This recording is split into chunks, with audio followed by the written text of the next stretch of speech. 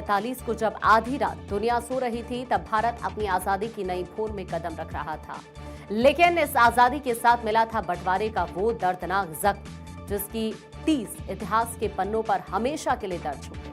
जहां 15 अगस्त को भारत आजादी का नया सवेरा देख रहा था, वहीं 14 अगस्त को कभी ना भुलाने वाला दर्द। 14 अगस्त 1947 की वो काली रात आज भी भारत पाकिस्तान की सीमा पर हवाओं में सिसकती हुई महसूस होती है। आज विभाजन विभीषिका स्मृति दिवस पर इतिहास के पन्नों से निकली एक ऐसी सच्ची दास्तां है जो किसी भी पत्थर दिल इंसान को रुला दे। हवा में आजादी की गूंज तो थी, लेकिन उससे कहीं तेज चीखें थी अपनों के बिछड़ने की। अमृतसर और लाहौर के बीच दौड़ती वो ट्रेनें सिर्फ इंसानों को नहीं, बल्कि उजड़ चुके परिवारों की अर्थियों को ढो रही थी। बुजुर्ग लोग आज भी उस मंजर को याद कर कांप उठते हैं। आज 14 अगस्त को जब पूरा देश विभाजन विभीषिका स्मृति दिवस मना रहा है, तो ये सिर्फ इतिहास के पन्नों को पलटना नहीं है, ये उस अंतहीन दर्द को महसूस करना है जहां रातों रात अपने ही घर पर आए हो गए। आंगन में लगी तुलसी छूट गई और सरहद की एक लकीर ने लाखों जिंदगियों को हमेशा के लिए दो टुकड़ों में काट दिया। आज उन बेकसूर तड़पती रूहों और अपनी मिट्टी के लिए तरसते बुजुर्गों के आंसुओं को मौन नमन करने का दिन है।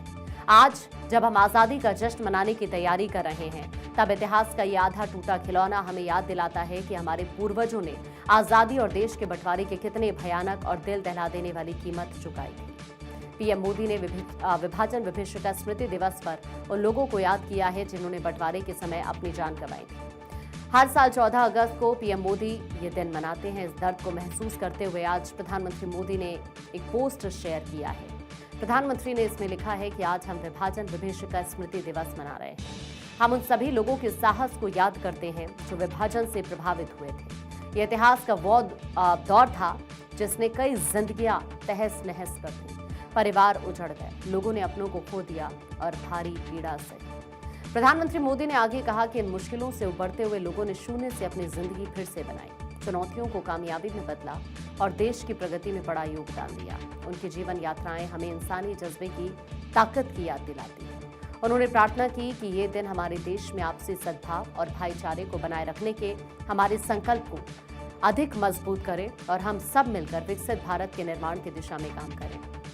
एक और पोस्ट प्रधानमंत्री की तरफ से किया गया। विभाजन विभीषिका स्मृति दिवस पर उन सभी देशवासियों का हृदय से नमन जिन्होंने इस विभत्स दौर से निकलकर देश की प्रगति में अमूल्य योगदान दिया। उन्होंने अपने साहस सामर्थ्य से दिखाया कि कैसे विपरीत परिस्थिति में भी संकल्पों को सिद्ध किया जाता है।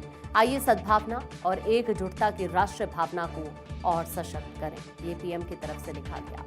विभाजन के दौरान करीब 2 करोड़ लोग विस्थापित हुए थे और इस दौरान हुए सांप्रदायिक दंगों में करीब 20 लाख लोगों की जान गई थी। उस दौर में अपना सब कुछ छोड़कर भारत आए लोगों ने जिंदगी की फिर से नई शुरुआत की और खुद को फिर से स्थापित करते हुए देश की विकास यात्रा में अपना रोल निभाया। आपको ये बताएं कि विभाजन विभीषिका स्मृति दिवस हर साल 14 अगस्त को मनाया जाता है। 80 साल पहले देश की आजादी के साथ विभाजन का दर्द सहने वाले पीड़ितों के दर्द को याद करने के उद्देश्य से प्रधानमंत्री मोदी ने साल 2021 से इस दिन को मनाने की घोषणा की थी। आज विभाजन विभीषिका स्मृति दिवस पर देश विभाजन के दौरान अपनी जान गंवाने वाले, असहनीय पीड़ा झेलने वाले सभी लोगों को श्रद्धांजलि दे रहा है। आज देश भर में श्रद्धांजलि सभाएं और मौन व्रत के कार्यक्रम रखे गए हैं। संस्कृति मंत्रालय और सरकारी विभागों के कार्यक्रम हो रहे हैं। स्कूल्स, कॉलेजेस में जागरूकता अभियान चलाया जा रहा है। स्थानीय सामुदायिक स्तर पर आयोजन किए जा रहे हैं।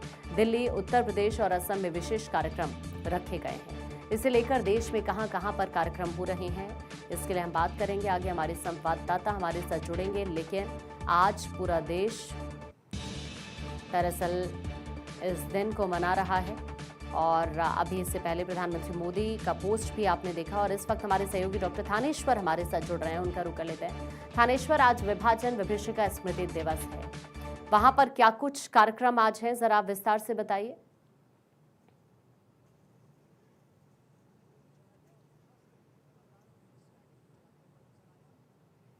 थानेश्वर, आवाज मिल रही है आपको? जिसमें कि हरियाणा के मुख्यमंत्री नायब सिंह सैनी बतौर मुख्य अतिथि शामिल होंगे और कार्यक्रम की अध्यक्षता केंद्रीय मंत्री मनोहर लाल करेंगे। यहाँ पर जो नितिन नवीन है भारतीय जनता पार्टी के राष्ट्रीय अध्यक्ष, वो भी वहां पर मौजूद होंगे। खासतौर पर ये विभाजन विभीषिका जिन्होंने सहन की, जिन्होंने एकदम विस्थापित हुए, एकदम बैठे बैठे उनसे कहा कि आप पाकिस्तान से खाली करिए, तो वो जिस तरीके से वहां से उजड़ कर, कहा जाए एक वर्ड जो आता है कि उजड़ कर आए थे, सब कुछ वहां छोड़ कर आए थे, आज उनमें से जो लोग जीवित हैं उनको वहां सम्मानित भी किया जाएगा और उनका दर्द भी सुना जाएगा कि किस तरीके क्या क्या हुआ था, किस तरीके से सुबह लोग बैठे हुए थे, अचानक अनाउंसमेंट होती है कि जो हिंदू हैं वो पाकिस्तान छोड़कर भारत में चले जाएं, और भारत में होती है कि वो भारत छोड़कर, और मुस्लिम है वो पाकिस्तान चले जाए। इनका दर्द जिन्होंने सहन किया है, उनसे जब बात करते हैं तो आज भी रोंगटे खड़े हो जाते हैं। और जो बुजुर्गों से जो मेरी बात हुई तो उन्होंने कहा कि सुबह सुबह बैठे हुए थे, ब्रेकफास्ट अभी हुआ ही था कि अचानक से अनाउंसमेंट हुई थी कि सभी हिंदू लोग जो है वो छोड़कर चल रहे हैं, चाहे वो देरा गाजीपुर हो, भावलपुर हो, और उसके बाद जंग हो, या और भी जो एरिया था वो सारा एरिया खाली कर दिया गया। कुछ छोटे बच्चे अपनी जान गंवा बैठे, कुछ क्योंकि एकदम भगदड़ मच गई थी तो कुछ पैरों के नीचे लताड़े गए, कुछ वहां पर अपनों से बिछड़ गए, कुछ मर गए। तो उनका जो दंश है आज भी उनके लोगों के दिलों में एक पीड़ा की तरह उभरता है। जो 2021 से प्रधानमंत्री नरेंद्र मोदी ने विभाजन विभीषिका का की स्मृति दिवस मनाने की घोषणा की थी, उसके बाद उनका दर्द थोड़ा पब्लिक के सामने आया है।